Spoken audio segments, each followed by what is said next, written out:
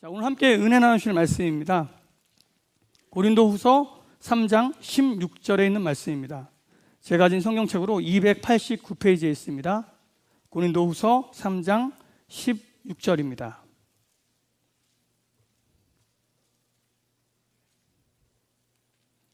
봉독해 드리도록 하겠습니다. 그러나 언제든지 주께로 돌아가면 그 수건이 벗겨지리라. 아멘. 아멘. 야야, 따라오지 마.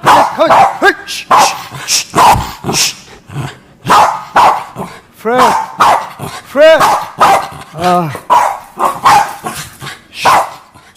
조용히. 오케이. 조용히. 야, 아빠랜다. 전 내가 걔 아빠는 뭐냐? 설교해야 되니까 조용해. 여러분, 제가 설교하는 자리까지 쫓아온 저 개의 이름은 프레드입니다. 프레드는 지금 사실 목에 목줄이 묶여 있어서 저를 해하지 못할 겁니다. 여러분도 안전합니다. 그런데 문제는 프레드가 사람을 물고자 하는 마음은 여전히 그 안에 남아있다는 것을 기억하셔야만 됩니다. 사실 프레드에게는 좋지 않은 버릇이 있었어요. 그게 뭐냐면 사람을 보기만 하면 다리를 뭅니다. 그래서 제가 이 프레드를 그냥 내버려두면 안 될 것 같아서 목줄을 매서 붙들어 매놨습니다. 그 후부터는 프레드는 사람을 물지 않습니다. 그러나 여전히 프레드의 마음속에는 사람을 물고 싶은 욕망이 남아있어서 저렇게 짖고 무섭게 달려듭니다. 프레드라고 불리는 저 개의 이야기는 바로 저와 여러분들의 이야기일지도 모릅니다.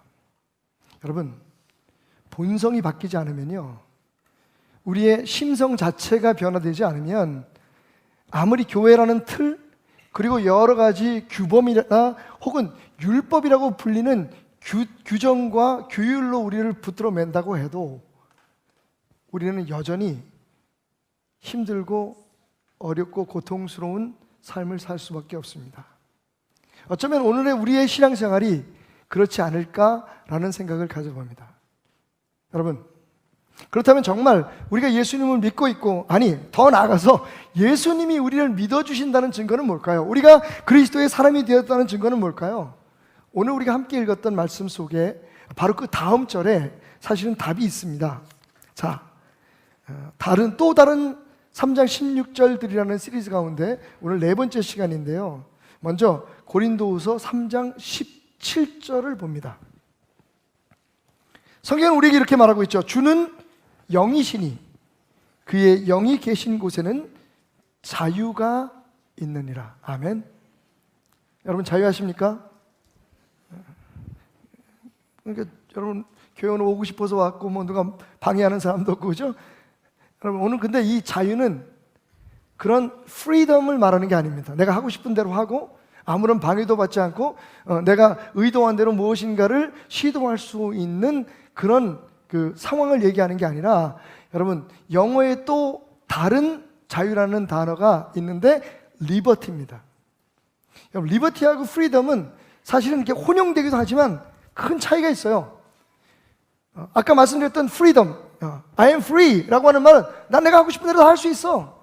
나는 내가 하고 싶은 대로 살아. I am free. 나는 자유로워 라고 얘기할 수 있는 것은 프리덤이지만, 리버티는 뭡니까? 리버티는 무엇인가 속박을 받고 무엇인가 묶였던 가운데서 풀리는 것을 말합니다. 성경은요, 그리스도는 영이시니까 그 영이 계신 곳에 자유가 있다라고 얘기합니다. 그리스도가 계신 곳에 리버티, 속박에서 풀려나고 묶임에서 놓여지는 그 자유함이 있다고 말합니다. 그러면 그리스도가 있는 곳이 어딜까요? 영이신 그리스도께서 계신 곳은 바로 지금 여러분의 마음입니다. 여러분의 삶 속에 예수님이 와 계심을 믿으시기 바랍니다. 그러면 우리는 자유로워져야 되는 거예요. 죄에서 자유함을 받았죠? 악한 마귀 사탄의 올무에서 자유함을 받았죠? 그런데 그게 전부가 아닙니다. 우리가 모든 마음의 무거운 짐들과 죄책감, 그리고 나아가서 고집과 아집, 우리 스스로의 생각에서부터 자유를 받아야 합니다.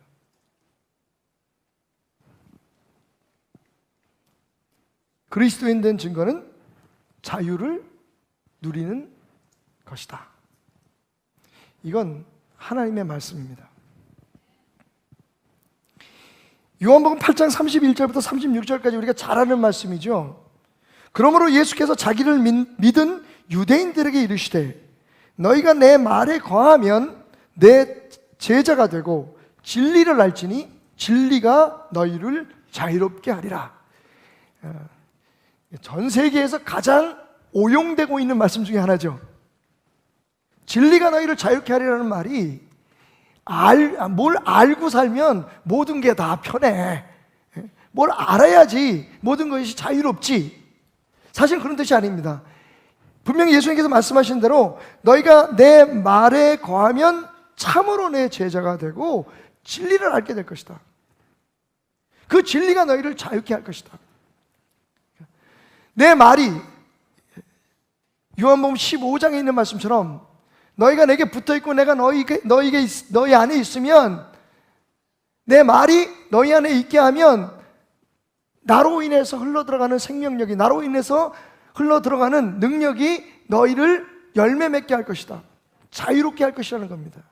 그동안에 묶여있던 것, 막혀있던 모든 것들이 예수 그리스도로 말미암아 풀리고 열리는, 다시 말하면 우리의 속을 변화시켜 주시는 주님의 은혜와 능력을 경험하게 될 것이다.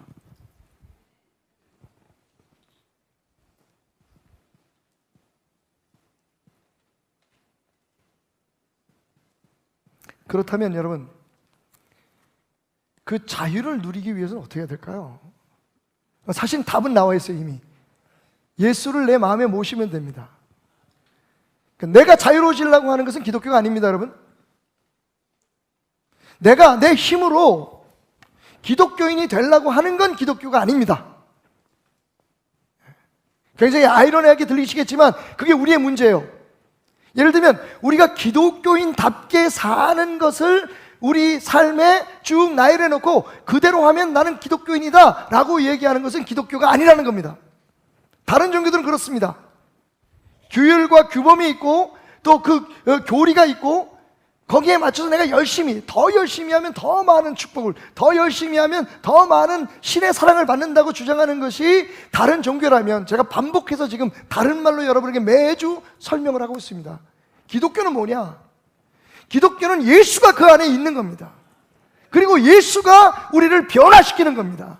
내 노력과 내 수고가 아니라 예수가 시키는 대로 따라하면, 예수가 원하는 대로 순종하면 내가 변화되는데, 그것이 내 수고와 노력과 내가 한 행위가 아니라 내 안에 그렇게 하게 하신 그리스도의 역사로, 그리스도의 능력으로 변화받게 되는 것, 그게 기독교입니다. 그러니까 답은 그리스도를 내 안에 모시면 되겠죠. 그런데 문제는 뭡니까? 이미 그리스도는 우리 안에 와 계신다는 겁니다. 아니, 혹시 우리 안에 와 계신다는 것을 혹 의심한다면 우리 마음 문 앞에 와 있는 건 분명합니다. 왜? 지난주에 우리가 공부했던 요한계시록 3장 16절이 그걸 얘기를 하잖아요. 3장 20절. 내가 문 밖에 서서 두드린다. 우리 안에 들어와 계시든지 아니면 아직 들어온 상태 아닌, 사실은 지배한다는 의미, 주인이 된다는 의미지만 그렇지 않더라도 지금 주님이 우리 곁에 계신 건 맞아요. 그러니까 우리가 그리스도인이라고 우리 스스로를 자처하고 있지 않습니까? 자, 문제는 뭐냐? 그런데 그 그리스도가 우리의 삶을 지금 변화시키고 있느냐 하는 겁니다. 그 그리스도가 우리의 삶의 변화에 힘이 되느냐 하는 겁니다. 자, 다시 돌아가서 사도행전 3장 16절. 내 능력이나 내 경건의 힘이 이 사람을 낫게 한 것이 아니다. 베드로가 성전 미문에 앉았던 그 장애인을 일으키고 난 후에 한 말이에요. 그러면서 뭐라고 얘기합니까? 예수 그리스도의 이름과 예수로부터 말미암아 난 믿음이 이 사람을 완전하게 건강하게 했노라. 할렐루야. 계속 반복되는 복음의 말씀은 내 힘과 내 노력이 아니라 나를 그렇게 하게 하시는 예수 그리스도의 능력만이 예수로부터 난 믿음만이 예수의 힘이 우리를 변화시킨다는 겁니다. 자, 여기서 우리가 큰 캐즘, 진리와 우리의 삶의 간극을 느끼게 되는 거예요.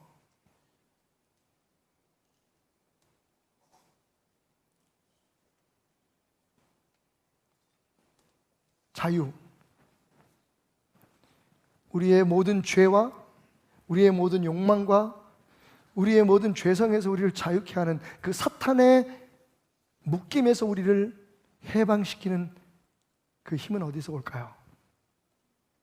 3장 17절에서 그리스도는 영이시니 그리스도의 영이 있는 곳에는 자유가 있다 선포한 사도 바울은 그 답을 이렇게 오늘 본문인 3장 16절에서 말합니다. 좀 이해하기가 어려울 수 있어요. 뭐라고 말씀하시죠? 사도 바울은 말하기를 언제든지 주께로 돌아가면 그 수건이 벗겨지리라. 이게 또 무슨 뜻일까요? 조금 더 이해를 돕기 위해서 몇 절 앞으로 나가 봅시다. 12절 우리가 이 같은 소망이 있으므로 담대히 말하노니 우리는 모세가 이스라엘 자손들에게 장차 없어질 것의 결국을 주목하지 못하게 하려고 수건을 그 얼굴에 쓴 것 같이 아니하노라. 그러나 그들의 마음이 완고하여 오늘까지도 구약을 읽을 때 그 수건이 벗겨지지 아니하고 있으니 그 수건은 그리스도 안에서 없어질 것이라. 오늘까지 모세의 글을 읽을 때 수건이 그 마음을 덮었도다. 그러나 언제든지 주께로 돌아가면 그 수건이 벗겨지리라. 아멘. 그 수건이 모세와 관계된 수건이었군요. 자, 이 수건의 비밀을 알기 위해서 우리는 출애굽기 34장으로 가봅니다. 출애굽기 34장에 어떤 말씀이냐면 모세가요 두 번째로 하나님 앞에 율법의 돌판, 십계명의 돌판을 받아서 산에서 내려올 때의 일을 기록하고 있습니다.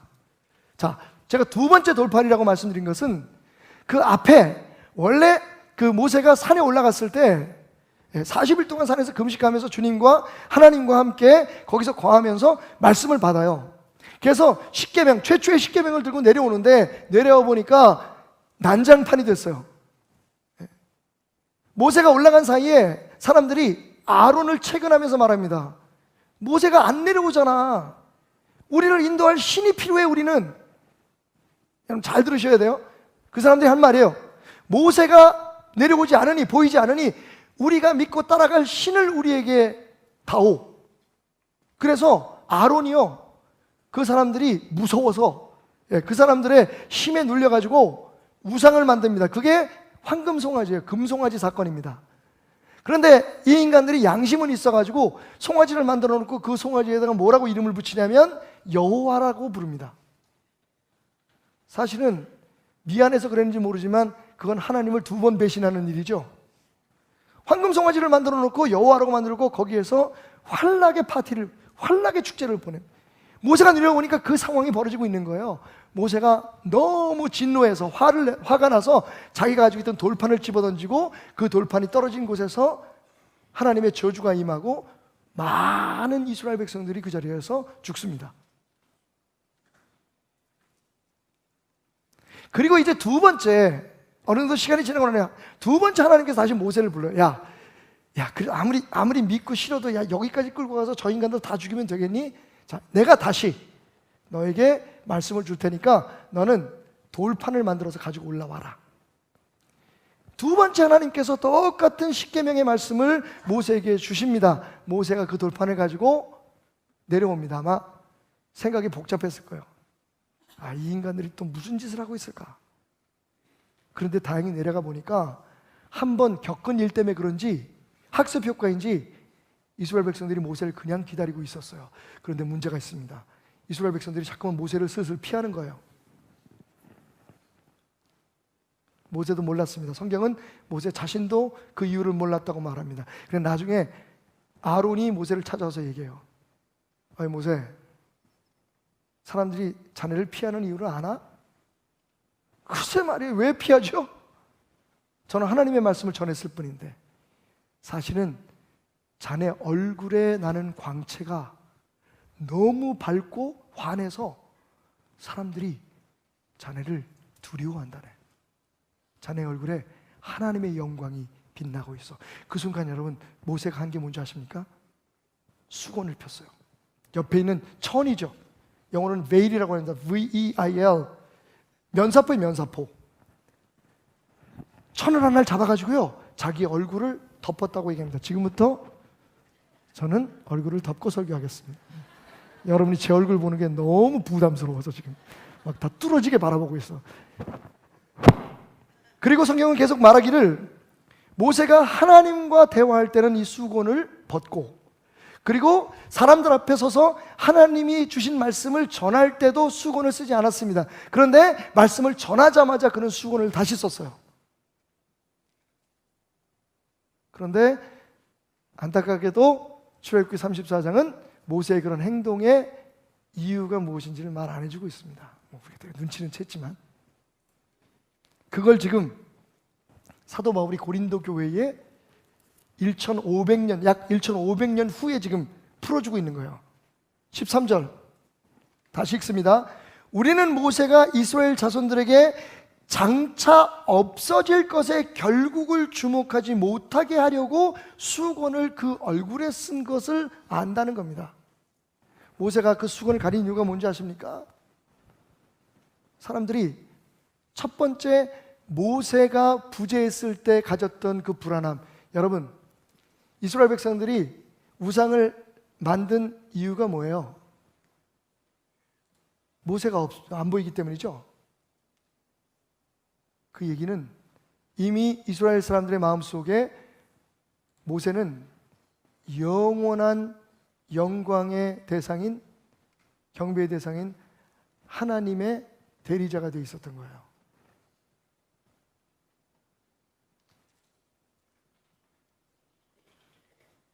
모세가 아차한 거예요. 이 사람들이 지금 나를 보고 하나님을 대하는 것처럼 대하는 거예요. 이 사람들이 나를 하나님으로 의지하는 거예요.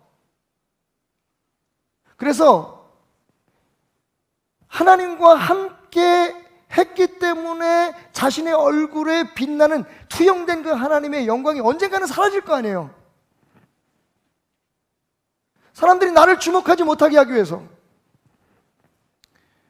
나는 그냥 하나님의 종일 뿐이고 하나님이 주신 말씀을 전할 뿐이고 나는 하나님께로 여러분을 인도할 뿐이고 나를 주목하지 마십시오. 여러분들이 주목해야 될 것은 내 빛나는 얼굴이 아니라 바로 나를 여기까지 있게 하신, 그리고 여러분들을 이끌어 오신, 여러분들이 경배하고 예배해야 될 유일한 영원히 없어지지 않을 영광의 빛인 여호와 하나님밖에 없습니다. 그거를 주장하려니까 어떻게 해요? 자기 얼굴을 가린 거예요. 여러분 아시겠어요? 모세의 의도는 자기가 신처럼 대우받고, 사실 인간의 입장에서는 그거 기분 나쁘지 않거든요. 지금 많은 교회 지도자들이 그렇게 하고 있잖아요. 이건 하나님의 자리에서 물러서려고 하는 게 아니라 스스로 자기가 하나님이 되려고 해요. 권위적으로, 능력에 있어서, 명성에 있어서. 여러분, 우리의 문제가 그겁니다. 여러분들이 지금 이렇게 제 얼굴을 떠들게 바라보시면서 이런 생각을 하실 거예요. 와, 우리 목사님의 얼굴에 빛이 나는 거 보니까 어젯밤에 하나님과 함께 했었나 보다. 여러분 오해하지 마십시오. 이 빛은 조명빨입니다.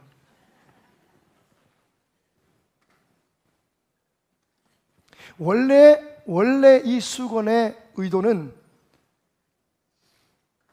없어질 세상에 그 무엇도 주목하지 말고 하나님만 바라보는 거였어요. 하나님만 바라보라는 거였어요. 오늘 아침에도 우리가 말씀을 나누면서 우리 저를 포함해서 6분 교육자에게 5분 목사님과 우리 황전사에게 그런 얘기를 했어요. 그리고 함께하는 우리 사역자들에게 그런 얘기를 했습니다. 우리도 수건 하나씩 준비하자.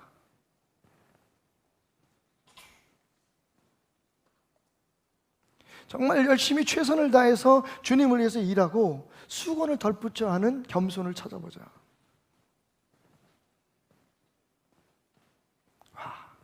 여러분, 사도행전에서 사도 바울이 자기를 헤르메스라고 하는 신으로 추앙하려고 하는 사람들에게 옷을 찢으면서 긁히고 핥혀서 피나는 맨살을 보여주면서 나도 여러분과 똑같은 사람이에요. 지금 여러분들이 본 이 역사, 나타난 이 능력은 내가 아니라 하나님께서 하신 겁니다. 예수 그리스도께서 하신 겁니다라고 울부짖었던 이유를 여러분 우리는 깊이 생각해 봐야 해요.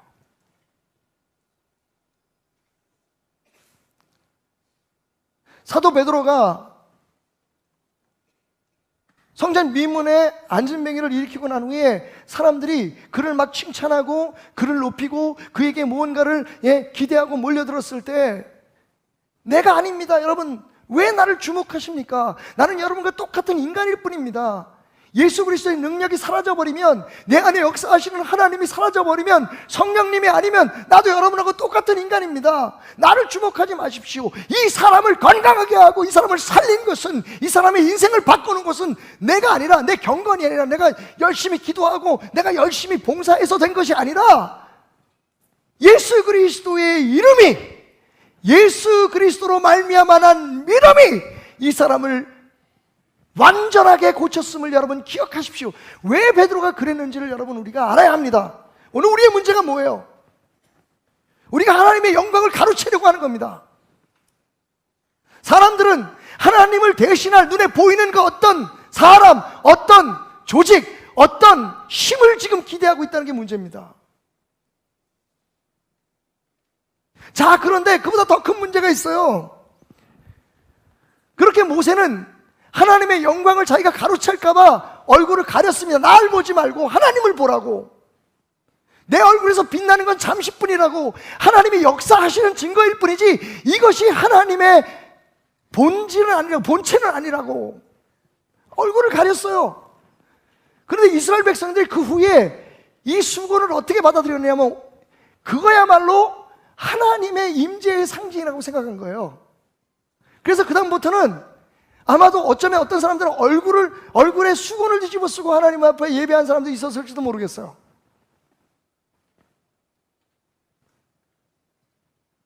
저 수건이야말로 하나님이 우리와 함께 한다는 증거다. 그러니까 우리도 그 수건으로 우리 얼굴을 가려보자. 여러분, 전혀 엉뚱한 식으로 받아들이는 거예요. 하나님의 은혜를 또 다른 우상 숭배의 방식으로 받아들인 겁니다. 그게 바로 율법이에요. 여러분, 율법은 우리를 묶어놓는 줄과 같다고 말씀드렸습니다. 우리가 아무리 살인하지 말라, 도둑지 말라, 윤리적으로 도덕적으로 그 법을 잘 지킨다고 해도 우리 안의 심성은 계속해서 물고 싶은 그 프레드처럼, 사람의 다리를 물고 싶은 프레드처럼 우리 마음속에 그 죄성이 살아있으면, 변화되지 않은 심령이 있으면 여러분, 우리는 신앙적으로 조금 더 성장할 수 없어요. 인간적으로는 도움이 됩니다. 착하게 사니까요. 어려운 사람들 도와주잖아요. 자기 이름 내고 자기가 영광을 다 받죠. 여러분 얼마나 좋은 일입니까? 그러면 불쌍한 사람들 도와줄 거 아니에요. 우리 베들교회에서 하는 것처럼 뭐 아프리카에도 뭐도 하고 뭐 어디도 뭐 선교하고, 그리고 지역사회에도 우리가 좀 나누고, 여러분 그 일로 인해서 얼마나 많은 사람들이 칭찬하고 얼마나 많은 사람들이 혜택을 입겠습니까? 그런데 문제는 그게 우리한테는 아무런 유익이 없다는 거예요.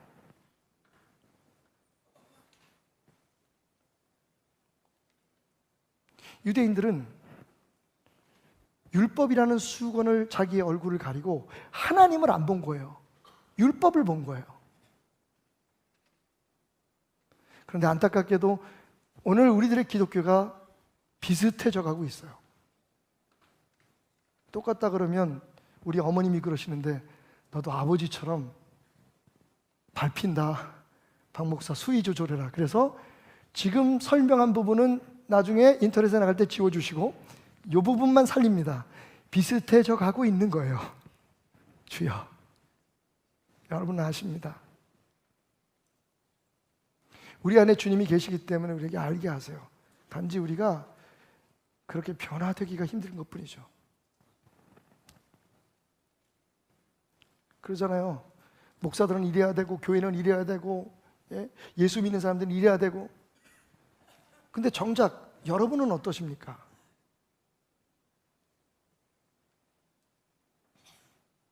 언제부턴가 우리는 예배 드리고 기도하고 정말 그 순고하고 주님이 내 안에 계셔서 나로 하여금 하나님을 예배하게 만들어서 하는 그 귀하고 행복한 행동들을 하나의 법으로 만들어서 이렇게 기도 잘하는 사람은 예수 잘 믿는 사람, 이렇게 헌금 잘하는 사람은 예수 잘 믿는 사람, 내 마음에서 우러나는 게 아니라 그 행위 자체로 우리의 동기가 아니라 우리의 진심이 아니라 행위 자체로 우리의 신앙을 가늠하는 그런 교회가 되어버렸어요.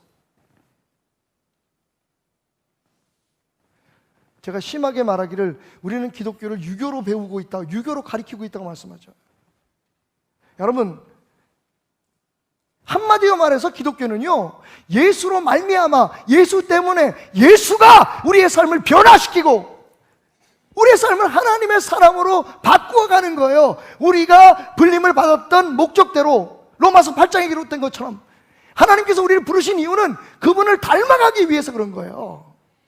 어떤 행위와 우리 어떤 수고로 인해서 그것 때문에 우리가 예수를 잘 믿어지고 주님 안에서 성장하는 게 아니라 예수가 우리 안에 오셔서 우리의 주인이 되시고 그분 앞에 우리의 생각과 우리의 모든 것들을 다 양보하고 드려서 그분이 우리의 삶을 주장하면 내 생각 아닙니다. 그 수건을 벗으라는 거예요. 그 수건이 걷어져야 된다는 거예요. 제가 성도들하고 이야기하면서 그분들도 제가 답답하겠지만 제가 답답한 게 있어요. 뭘 얘기를 하면요, 나는 그렇게 생각하지 않아요, 목사님. 나는 그냥 내가 하고 싶은 대로 할래요. 그래.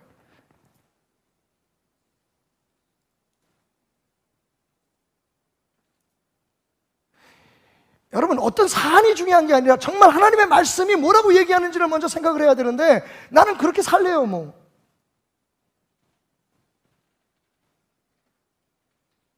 교회에서 왜 다툼이 일어나고 싸움이 일어납니까? 내 생각이 있기 때문에 그러거든요. 여러분, 그걸 무시하라는 거 아니에요. 그걸 없애버리라는 게 아닙니다. 여러분, 맞습니다. 여러분, 예수님도 우리를 바라볼 때 정말 안타깝고 정말 한심했을 거예요. 그런데 예수님께서 우리를 때려 죽이셨습니까? 잘못됐다고 옥에 가두셨습니까? 예수님을 닮아가는 게 참 신앙이라면 사실은 우리가 싸움이 당연히 우리가 멈추는 게 아니라 멈춰줘야 돼. 우리가 멈추려고 하니까 싸움은 안 멈춰지는 거예요.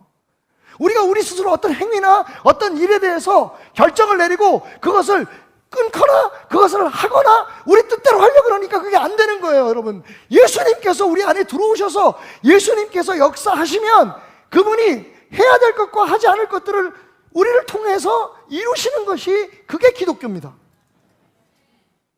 그래서 예수님을 닮아가는 거예요. 그게 우리의 힘으로 되면 다른 종교와 기독교가 다른 게 뭐가 있겠어요? 그리고 우리는 이미 압니다. 그건 아니라는 걸. 여러분은 모르겠는데 저는 압니다. 저 진짜 많이 노력해 봤는데 노력하는 거 가지고 안 돼요. 안 됩니다. 그게 오늘 말씀이에요. 어떻게 하면요? 예수께로 돌아오면, 할렐루야! 예수께로 돌아오면, 그 다른 말로 말하면 이미 예수가 너희 안에 있고 예수님이 너희 문 밖에 있지만 그 예수님이 너희의 삶을 지배할 수 있도록 너희 자신을 예수님 앞에 드리면, turn yourself in His control, His authority, 그분의 권위와 그분의 제어하심 속에 너희 자신을 맡기면, 그러면 어떻게 해야 돼요? 수건을 벗으라는 거예요. 내 고집, 내 아집, 그동안에 우리를 묶고 있었던 죄성들, 이런 것들을 버리고 예수의 말씀이, 예수의 능력이, 예수가 우리 안에서 살아날 수 있도록 그분에게 기회를 드리라는 거예요. 그것이 바로 요한복음 15장의 말씀이에요. 내 안에 붙어 있어라, 내 안에 거하라, 그러면 나도 너희 안에 있으리니 너희가 열매를 맺으리라. 여러분, 너무 단순하고 너무 분명한데 문제는 뭡니까? 우리가 예수님이 우리의 삶을 지배할 수 있도록, 그것이 가장 중요하고 그것이 사실은 전부라는 것을, 성령님이 우리를 지배하고 변화시키는 것이 그게 기독교의 진리고 그게 기독교의 진짜 능력이라는 걸 모르고 자꾸만 우리 힘으로 뭘 만들어 가려고 해요. 자꾸만. 우리의 힘으로 교회 빚을 갚으려고 하고, 우리의 힘으로 교회를 멋지게 지려고 하고, 우리의 힘으로 우리 베델교회가 세상에서 제일 좋은 교회다, 우리 목사님이 최고다, 이런 걸 막 알리려고 노력하는 것들이 사실은 모세가 그 얼굴을 가리려 했던 수건과 같은 거예요. 우리는 가려야 돼요. 사람들로 하여금, 특히 믿는 자들로 하여금 예수 그리스도 영원히 변치 않은 영광의 근본인 하나님을 바라보게 하는 것을 방해하는 모든 것들을 가려야 돼요. 그러나 동시에 그것 때문에 진짜 예수님을 못 보게 하는 훗날 이스라엘 백성들이 가졌던 율법이라고 하는, 교리라고 하는, 규례라고 하는, 자기 아집이라고 하는, 자기 고집이라고 하는, 자기의 교만이라고 하는, 자기 의라고 하는 수건은 벗어버려야 돼요. 그래서 예수님이 보이는 순간, 예수님이 우리의 삶을 주장하는 순간, 수건을 거둔 것 같은 얼굴로 그분과 맞대하게 되는 순간 우리의 삶에 진짜 자유가 시작된다는 거예요. 여러분, 왜 그런데 그게 이해가 안 될까요? 이건 논리가 아니기 때문이에요. 이건 이론이 아니기 때문이에요. 말 그대로 예수님 내 안에 역사하셔서 매일매일 그걸 기도하고, 예수님이 역사하는 것을 방해하는 우리의 삶의 수건과 예수님과 우리 사이를 가로막고 있는, 여러분, 나도 예수님을 못 보고 예수님도 나를 못 보는 거예요. 수건이 가려 있으면. 그게 죄일 수도, 회개하지 않은 죄일 수도 있고, 내가 지독하게 끝까지, 어떨 때는 반항심으로, 어떨 때는 내가 정말 그걸 포기하고는 나는 존재할 수가 없어라고 주장할 만큼 내가 붙들고 있는 그 아집과 고집이 사실은 우리의 수건인 거예요. 예수님이 역사하는 걸 방해하는 거예요. 여전히 나는 내 힘으로 착해질 수 있고 내 힘으로 구원을 얻을 수 있다고 생각하는 것이 수건인 거예요. 그게 벗겨지지 않으면 한국교회의 싸움은 멈추지 않을 겁니다. 목사와 성도들 간의 갈등은 끝나지 않을 겁니다. 내 수건 안에서 내가 판단하고 내가 결정한 것으로 모든 것이 돼야 되니까요. 내 생각대로 되지 않으면 안 되는 거니까요. 그러니까 불편하고, 그러니까 힘들고. 여러분, 우리는 마치 목이 메인 프레드처럼 지금 신앙생활해요. 많이 착해졌죠? 사람들이 볼 때 저분 교회 나가신데 저분 목사님이래. 여러분, 그 사람들이 가지고 있는 틀이 있어요. 목사는 이래야 되고, 집사는 저래야 되고, 교회 다니는 성도는 이래야 되고. 근데 여러분, 우리는 변한 게 아무것도 없어요. 여전히 세상에 돈이 신이고 명예가 신이고, 하나님을 이용해서 그 찬란한 빛, 영원히 없어질 빛 대신 내 얼굴빛이 빛나기를 원하고, 내 이름이 드러나기를 원하고, 그리고 교회 안에서 뭘 하고 세상에서 뭘 했는데 사람들이 안 알아주면 짜증나고 화나고, 아이씨, 교회 바꿔야지. 알아주지잖아 이놈의 교회는. 무슨 차이인 줄 아세요? 내가 해서 하나님 앞에 인정받으려고 하는 것과 하나님이 내 안에서 역사하셔서 요구하시는 것을 순종함으로 하는 것과의 차이예요. 이른 아침 목사님들에게 그렇게 부탁했어요. 여러분, 아무래도 여러분이 나보다 목회를 더 할 테니까 이제 여러분의 시대가 올 거니까 부탁하자고요. 나처럼 이렇게 하면 목회가 망할 텐데, 종교적인 사람들이 더 이상 모여들지 않을 텐데,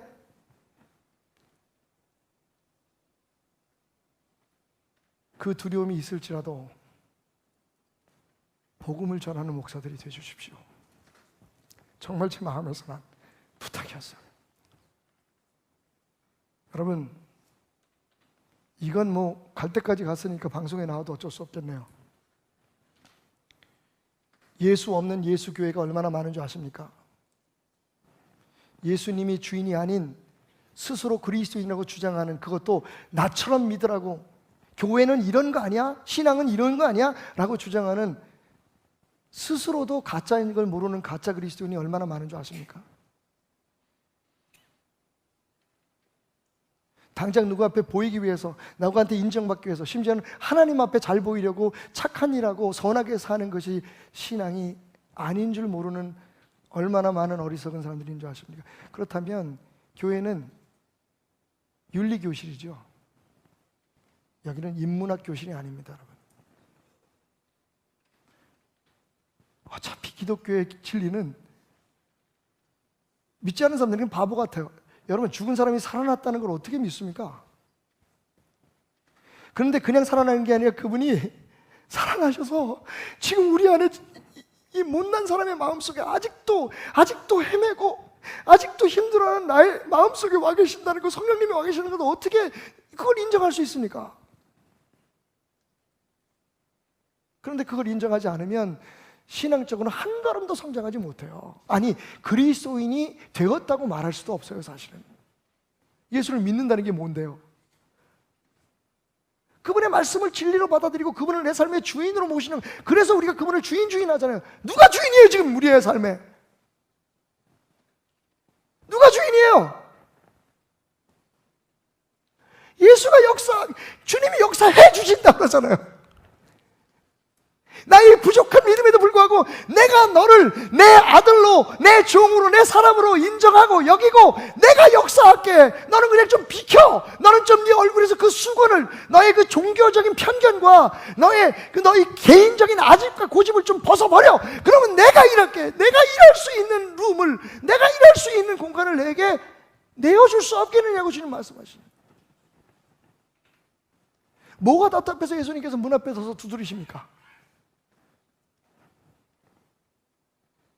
그냥 문 앞에 계시고 우리가 뭐 갖다 드리면 될 텐데 왜 들어오셔가지고, 그때 들어오셨으면 말이지. 예수님이 들어오시면 우리가 기다려, 성령님의 막 역사가 일어나면 막 병도 고치고 막 기적도 나타나고 이래야 되는데, 예수님이 기껏 오십시오 그러고 맞아드렸더니 예수님이 뭐 하세요? 우리하고 먹고 마신대요. 그냥 일상생활 하시는 거예요. 저는 The beauty of God's truth, God's word가 바로 거기 있다고 생각해요. 그러니까 성령이 내 마음에 임하고 예수가 임하면 뭐 특별한 사람이 되는 게 아니에요. 예수의 사람이 되는 거예요. 그러니까 무슨 목사님들이나 어떤 능력 행하는 사람들이나, 여러분 수건 한 장씩 준비해서 제 얼굴을 덮어주십시오. 저도 인간이라서 가끔은 좀 거시기 해요. 그게 두려워요.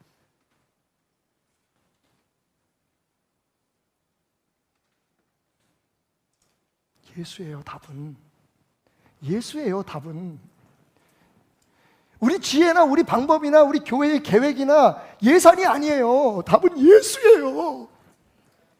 나는 우리 교회 목사님들이 이 교회에서 앞으로 자라나는 모든 주의 종들과 그리고 여러분들이 그 비밀을 알고 정말 우직하게, 세상 사람들이 보면 무식할 정도로 예수에게 붙어있고 예수에게 머물고 매일매일 예수님 내 안에 오셔서 당신의 일을 하십시오. 나를 통해 주님 일을 하십시오. 당신이 말씀하시는 것을 내가 순종하며 살겠습니다. 그래서 예물도 드리고 그래서 헌신도 하고 내 의지로 예수님을 기쁘게 드리는 게 아니라 예수님의 역사로 내 삶이 행복해지고 기뻐지는 그런 삶을 누리는 진짜 그리스도인이 되었으면 좋겠습니다. 그래서 서도는 얘기합니다. 자, 이제 여러분의 눈을 가려서 그 주님을 보지 못하게 하는, 그 진짜 진리를 모르게 하는 수건을 걷어버리십시오.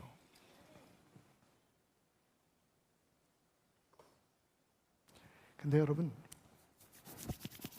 이 말씀의 진짜 감동적인 부분은 어디 있는지 아세요? 저는 이 한 2주 정도 이 말씀을 준비했는데 진짜 허걱 숨이 막히는 것 같은 감동을 느꼈어요. 18절 말씀 결론입니다. 우리가 다 수건을 벗은 얼굴로 거울을 보는 것 같이 주의 영광을 보매 그와 같은 형상으로 변하여 영광에서 영광에 이르리니 곧 주의 영으로 말미암습니다. 아마 이 말씀은요, 여러분 이제 밝혀지는 거예요. 사도 바울이 이렇게 거울을 보듯이 주님을 보겠다는 말씀이 왜 나왔나? 저는요, 모세의 사건과 무관하지 않다고 생각해요. 34장에 보면, 출애굽기 34장에 보면 모세가 얼굴에서 광채가 났는데 모세 자신은 몰랐다 그래요. 그럼 누가 알았습니까? 모세 얼굴을 보는 사람들이 알았어요. 그때는 거울이 없었던 것 같아요, 아마. 자, 거울을 보면 내가 보지 못하는 나의 얼굴을 보잖아요, 여러분. 그죠? 근데 생각해 보세요. 상상해 보세요. 어느 날 아침에 일어나가지고 거울을 딱 봤는데 아직 눈곱도 남아있고 머리도 아직 정리도 안 되는 그런 상태에서 맨날처럼 아직 잠도 아직 그 얘기를 하니까 또 마음이 아프네.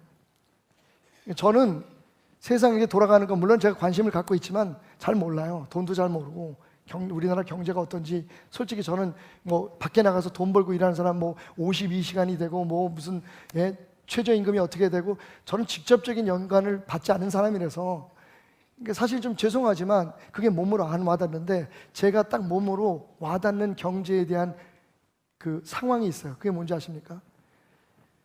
교회 헌금을 잘하던 사람이 헌금을 안 내기 시작하면 나라가 어려운 거예요. 안 하는 게 아니라 뭐 안 하는 건 뭐 어쩔 수 없죠. 그건 뭐. 근데 11조 잘하시는 분들이 또 뭐 성교헌금 잘하시는 분들이 어느 날부터 11조를 못 해요. 여러분, 못 하는 건 죄 아닙니다. 오히려 그건 제 기도 제목입니다. 요즘 보면 좀 그래요. 하시던 분들이 줄이거나 안 하시는 분들이 생겼어요.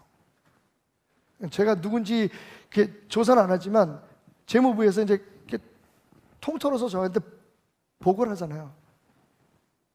마음이 아파요. 제가 여러분들을 위해서 뭘 해드릴 수 있을까? 여러분 힘내세요. 주님 다 알고 계시고요. 주님 여러분 편이에요. 여러분이 정말 힘들고 어려워서 11조를 못 내고 헌금을 줄였다면 주님 그것 때문에 여러분을 덜 사랑하시거나 또 더 많이 낸다고 그렇게 어려운데도 죽으라고 냈다 그래서 더 사랑하시거나 여러분 우리의 주님의 사랑은 변하지 않습니다. 저는 그 확신이 있어요. 단지 그 주님의 사랑 앞에 반응하는 우리의 태도가 매일 달라질 뿐이지. 여러분 힘내세요. 저도 힘낼게요. 좀 버틸 수 있어요.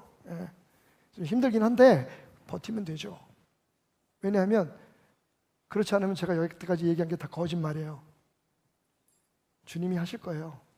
그러니까 우리가 바른 일을 하면 정말 하나님이 기뻐하시는 일, 하나님 말씀에 순종하면서 하면 목회가요 잘 될 거예요. 저는 그렇게 믿어요.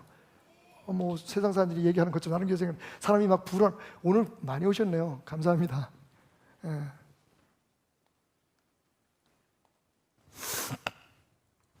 다시 얘기로 돌아가서 오늘 아침에 일어났는데 거울에 이렇게 눈을 비비면서 섰어요. 양치를 하고 안 떠지는 눈을 이렇게 떴는데 내가 바라본 그 거울에 예수님의 얼굴이 비치는 거예요.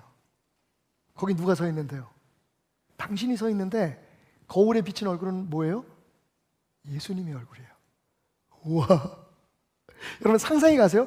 제가 그래서 이 말씀을 허걱하고 주저앉았다니까. 보세요. 우리가 다 수건을 벗은 얼굴로 수건을 벗으면 우리 안에 계신 예수님이 보이기 시작한다는 거예요. 희미할 수 있어요. 아직은 히브리서의 고백처럼, 히브리서의 고백처럼 아직은 우리가 거울을 보는 것처럼 희미하게 보일지라도 어느 날 얼굴과 얼굴을 맞대고 보리니, 여러분 우리가 주님을 보기 전까지 우리가 주님을 닮아가는 놀라운 역사가 일어나는 거예요. 근데 어떻게 해야 그게 보여요? 수건을 걷어내야 돼요. 내가 오라, 나만 오라, 내가 뜻하는 대로, 나 맞는 사람들만 이곳에 모여, 이런 생각들과 예수는 이렇게 믿는 거야, 이렇게 해야 복받아, 이렇게 해야 이게 진짜 그리스도인이야, 장로 자격은 이래, 권사 자격은 이래, 목사는 이런 사람이 돼야 돼 라고 하는 우리가 만들어 놓은 그 수건의 틀이 벗겨지는 순간, 우리가 거기서 자유로워지는 순간 우리가 예수님을 닮아가는 것을 우리가 보게 된다는 거예요. 여러분 지금 여러분들 안에 예수가 있다면, 예수가 역사한다면, 여러분 작지만 미미하지만 여러분 지금 예수님을 닮아가고 있다는 것을 믿으시기 바랍니다. 그게 예수님께서 우리에게 오신 목적이에요. 그게 여러분 로마서에서 사도 바울이 말한 우리가 불림을 받은, 우리가 그리스도에 대한 이유예요. 하나님의 미리 하신 자들을 또한 그 아들의 형상을 본받게 하기 위하여 미리 정하셨으니, 여러분 잘 먹고 잘 살고 부자 되라고 부르신 게 아니라, 그것도 중요하지만 예수님의 형상을 닮아가라고 여러분이 불림을 받은 거예요. 그게 기독교예요. 그런데 그걸 왜 못 보느냐? 지금 수건이 덮여 있기 때문에 그런 거예요. 교파, 교단, 내 고집, 내 규율, 내 율법, 그렇게 하면 내가 좋은 그리스도인이 되었다라고 생각하는 우리들의 이 망할 착각들이, 그것이 우리의 목을 메고 있지만 우리 속은 아직 썩어 있잖아요. 미워하고 증오하고 거기서 자유롭지 못하잖아요. 지금 게으르고 한번 맛 좀 봐라, 나 없이 되나 봐라, 아직 남아있잖아요. 그게 제 안에. 예수에게 그 모든 청권을 드릴 때, 예수에게 우리의 삶을 드릴 때 예수가 그것을 바꾸고 나가니까 어느 날 딱 거울을 보니까 우와, 거기 내 얼굴이 아니라 희미하지만 예수님의 얼굴이 보이는 거예요. 내가 예수님을 닮았다는 걸 어느 날 알게 되는 거예요. 그리고 그것이 매일매일 더 닮아가게 되는 거예요. 그와 같은 형상으로 변화하여 영광에서 영광으로 점진적으로 우리가 예수님을 닮아가는 거예요. 우리가 예수님께 우리의 삶을 드리고 우리의 생각과 우리의 마음을 드리고 우리가 가지고 있던 그 고집과 꼴통스러운 교만에 내가 신처럼 행동했고 내 생각이 말씀보다 앞섰던 그 수건을 내려놓는 순간 내가 예수님을 닮아가는 게 느껴지는 거예요. 그러면 우리의 거울이 뭘까요? 바로 당신의 눈이에요. 사람들이 어느 날 여러분을 보고 예수님 닮아가고 있다는 것을 느껴야 돼요. 시간이 좀 걸릴 거예요. 특별히 가까이 사는 사람은 모르더라고. 난 참 많이 변했다고 생각했는데 우리 집 사람은 매일 그때 그 사람 그대로래.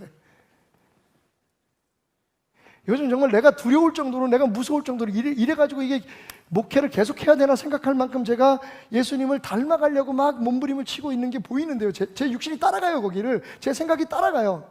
그래서 다른 설교 가지고 올라와도 그냥 하고 내려가면 예수님 얘기만 하고, 야, 오늘 선거대 진짜 우리 지휘자님이 영빨이 뭐 대단하십니다. 예수님 닮아가시는 것 같아요. 마지막에 예수로 끝나는데 내가 완전히 허걱하고 막 마음이 무너졌잖아요. 내가 눈 감고 찬양을 들었어요. 감사해요. 그게 사실은 찬양대 역할이에요. 물론 목사 위에서 쓰이는 건 아니지만 모든 분들에게 말씀을 제대로 전하려면 목사가 은혜를 받아야 되거든. 여러분 역할 하셨어요. 오늘 제가 교회에서 무료로 식사 대접할 테니까 점수 잘 드시고 가세요.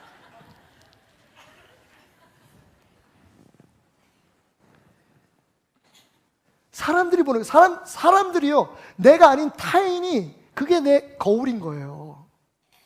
거울을 보는 것처럼 내 모습이 여러분들이 판단하고 여러분들이 평가하는 그 모습이 바로 거울에 비친 내 모습인데 여러분들의 입에서 무슨 말이 나오느냐? 오, 많이 달라지셨어요. 예수님 닮아가는 것 같아요. 그 얘기가 나와야 되는 거예요. 정말 열심히 하세요. 저분 믿음 좋아요. 오, 헌금을 저렇게 많이 하지? 어떻게 저렇게 열심히 그냥 새벽부터 나와서 기도하지?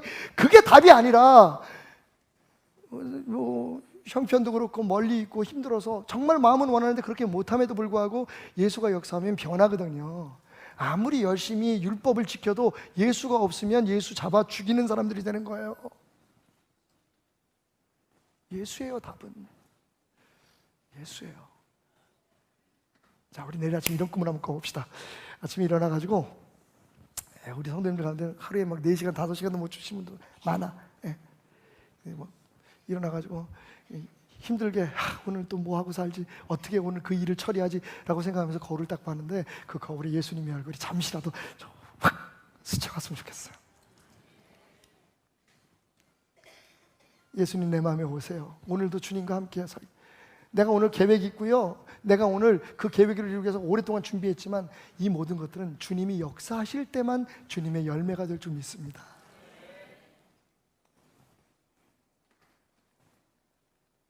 우리의 믿음은 주님이 우리 안에 주시는 역사, 감동에 순종하는 거죠. 우리가 뭘 해서 하나님을 감동시키는 게 아니에요. 여러분, 아무리 뭘 해도 하나님 감동시킬 수 없어요. 행위로는. 그걸 깨달아야 돼요. 자, 오늘 주님께서 여러분의 얼굴을 덮고 있는, 여러분의 마음을 덮고 있는 그 수건을 벗겨주시는 축복이 있길 바랍니다.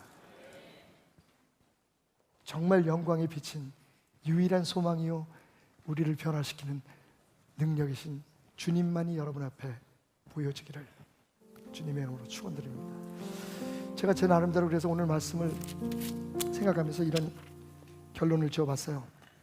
하나님이 세상을 이처럼 사랑하사 독생자를 주셨으니 이는 그를 믿는 자마다 멸망치 않고 영생을 얻게 하려 하십니다. 요한복음 3장 16절, 그 말씀을 우리가 믿어서 하나님의 자녀가 되었습니다. 영생을 얻으셨습니다, 여러분. 우리를 위해서, 우리를 구원하기 위해서 생명을 바치신 그 사랑을 우리가 배웠으니 우리가 예수를 살아내므로 정말 하기 싫은, 죽어도 하기 싫은, 죽을 만큼 힘든 일들도 해내는 것이 예수를 살아내는 방법이라고 요한일서 3장 16절은 우리에게 말하고 있어요. 그런데 그게 우리의 힘으로 안 되니까 예수로 말미암아 난 믿음으로 살아가라고 얘기하고 있어요. 사도행전 3장 16절. 근데 그러기 위해서 어떻게 해요? 우리의 마음의 문을 열고 예수님 우리의 삶의 주인으로 모시라는 거예요. 요한계시록 3장 16절. 그러면 예수께 그렇게 돌아가면 우리 눈의 수건이, 우리 마음의 수건이 벗겨지고 진정한 영광 앞에 서는 자유가 있을 것이며, 우리는 매일매일 우리는 모르지만 다른 사람들의 눈에, 세상 앞에, 무엇보다도 우리를 지켜보시는 주님 앞에 너는 점점 나를 닮아가고 있구나. 오, 당신은 정말 예수를 닮아가고 있어요.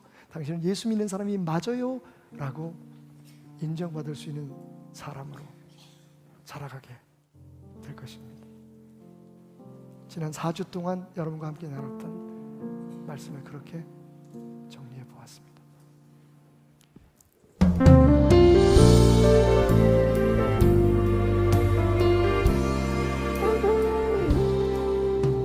주 부르심 따라 예수 이름 부르며 나의 인생을 드렸네. 사람들 이해 못하고 결과 어떠하든지 주만 따라가기 원했네. 이제와 돌이켜보니 그저 부끄러울 뿐 모두 다 주의 은혜라. 벼랑 끝에 선 나를 주의 손이 이끌어 여기까지 인도하셨네. 하나님 사랑 날 떠나지 않고 끝까지 사랑하셨기에 오직 예수와 십자가만 바라보면서 나의 생명도 아낌없이 드리기 원했네. 내 노래가 상한 영혼을 일으켜 다시 살게 하는 노래가 되기. 집에 올 때 착한 일뿐이라 칭찬받기 나 원하네.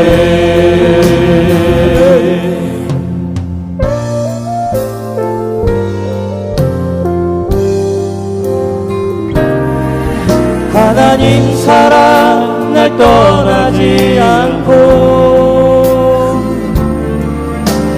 끝까지 사랑하셨기에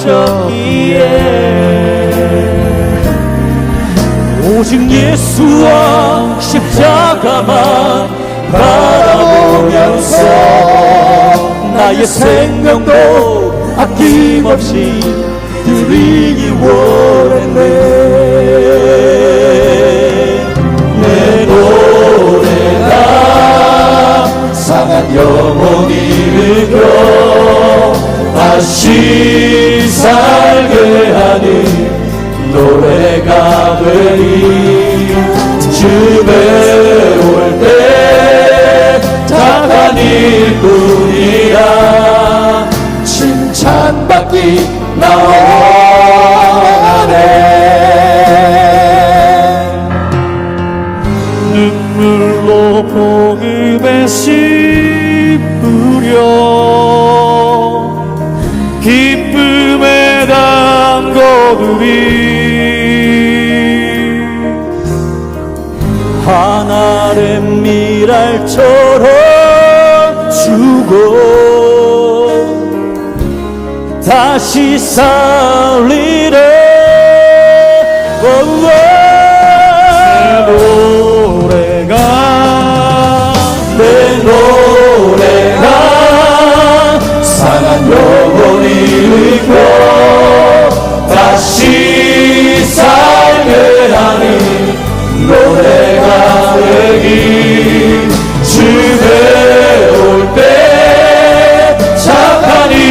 뿐이라 칭찬받기 나 원하네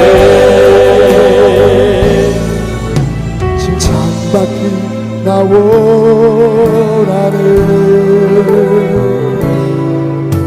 칭찬받기 나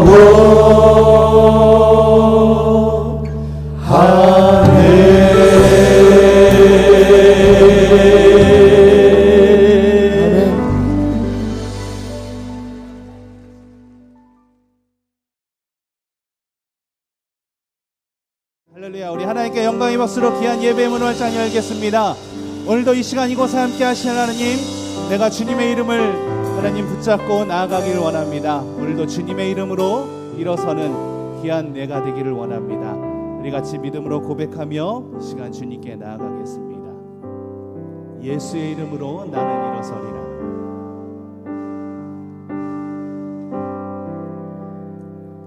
예수의 이름으로 나는 일어서리라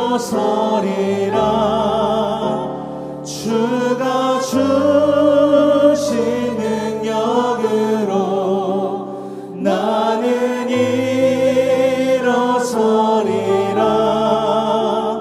원수가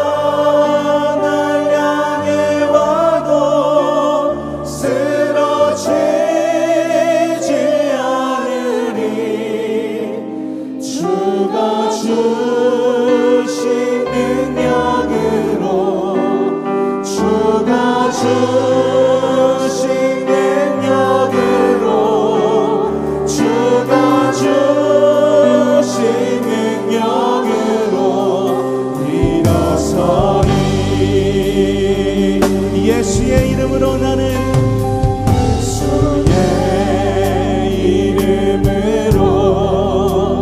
나는 일어서리라 주가 주신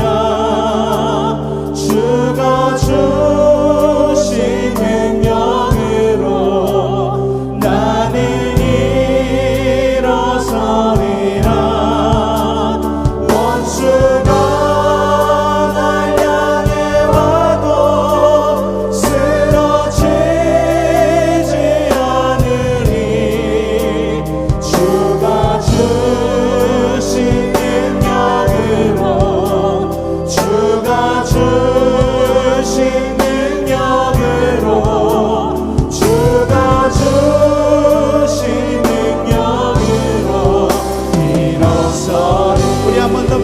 고백하며 선포합니다. 예수의 이름으로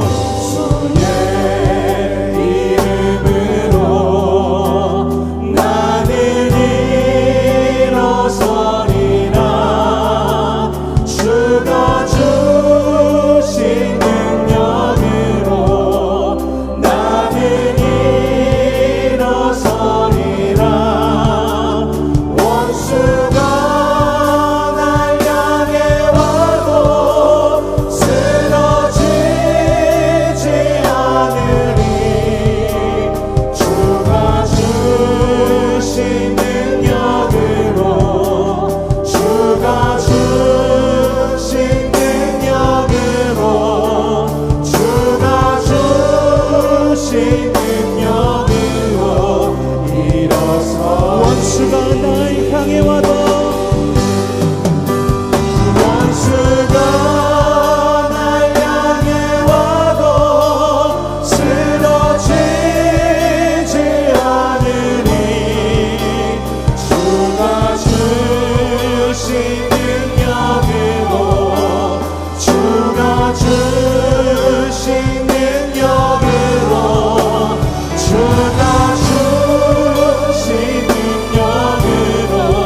마지막으로 한번 선포합니다.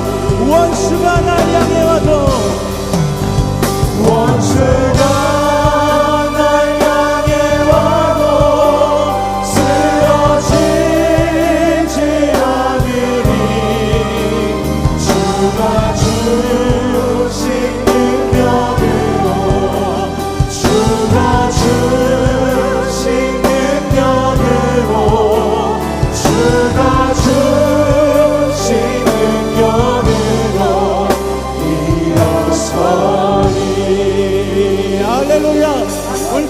주님께서 주신 그 귀한 능력으로 주님의 이름을 붙잡고 일어서기를 원합니다. 할렐루야. 지금 방금 했던 고백처럼 귀한 예수의 이름을 붙잡고 나가는, 주님께서 주시는 그 귀한 능력을 붙잡고 나가는 귀한 은혜가 있기를 원합니다. 우리 계속해서 주님을 찬양하기 원합니다. 우리 앉은 자리에서 다 같이 일어나셔서 기쁜 마음으로 박수치며 하나님께 찬양으로 이 시간 계속해서 영광 올려드리겠습니다.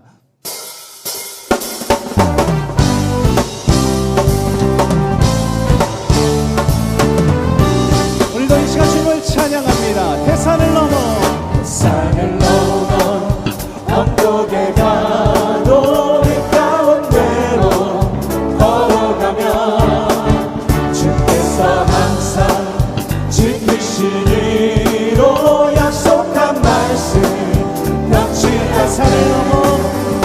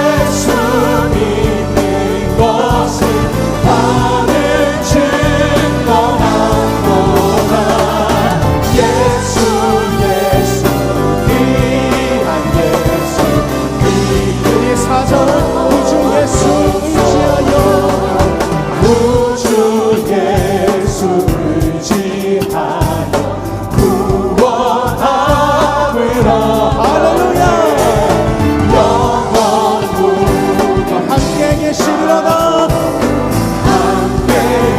우리 같이 고백합니다.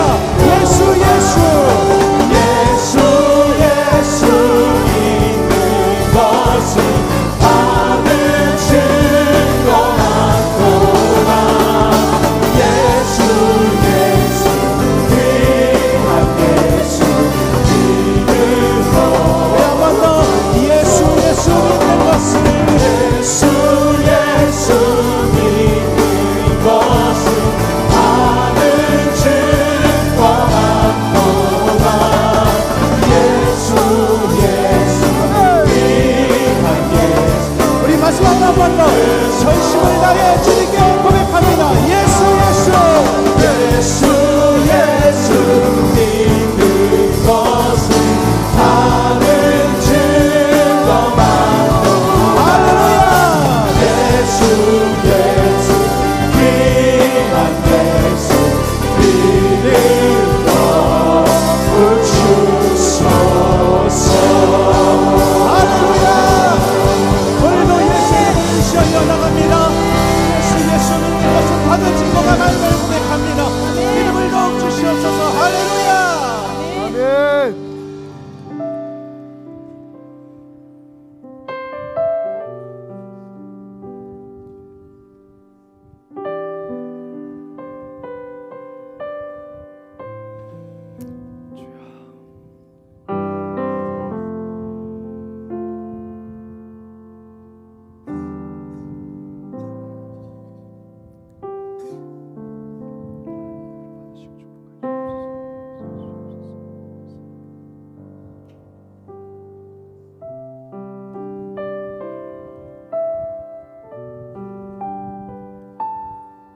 주님, 내가 주님의 이름을 믿는 것은 내 삶을 통하여 받은 증거가 많음을 고백합니다. 그 증거가 많음을 고백합니다. 주님 안에서 믿음을 더 많이 쌓아갈수록 내 삶이 행복하고 평안하다는 것을 고백합니다. 오늘도 이 시간 주님 앞에 나아갑니다. 주님 발 앞에 무릎을 꿇고 주의 옷자락을 만지기 원합니다. 오늘도 이 시간 이곳에 함께하여 주시옵소서. 우리 같이 고백하며 시간 계속해서 주님을 예배하겠습니다.